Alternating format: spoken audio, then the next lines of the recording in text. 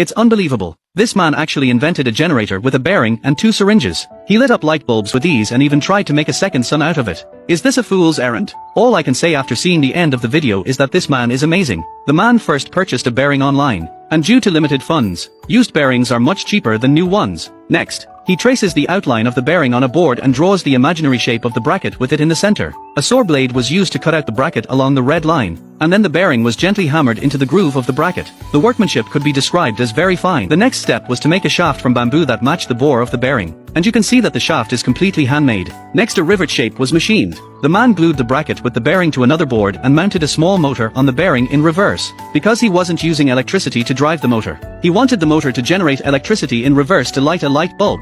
The man had prepared 2 clean syringes and 4 button magnets, which were obviously a little antique as well. When it comes to utilizing waste, Indians are really good. He glued the magnets to the syringes in the same direction to achieve the effect of peer repulsion. Then he removed 2 magnet rings from the old radio and glued them to the syringe with 502 glue. Now put the pusher into the syringe to see the effect. When the pusher is near the bottom, the magnetic force of the magnet repulsion pops the pusher back. Take 2 yogurt straws, cut them to 2 centimeters long and glue them to one end of the pusher with hot melt glue and make 2 simple springs out of bicycle strips. Next it was time to start assembling. First connecting the syringe to the bearing with a simple spring bar, then fixing the syringe to the bracket with hot melt glue, so that when the bearing rotates it will drive the actuator to make a piston movement in the syringe. The other side was fitted in the same way, so that a generator was complete. Only one of his fingers was needed to start the machine, and now the man was about to prove whether the great conjecture of the artificial sun could be realized or not. Just like that, a simple device without any energy input actually did light up a light bulb. The man said that if the device could be enlarged 10,000 times,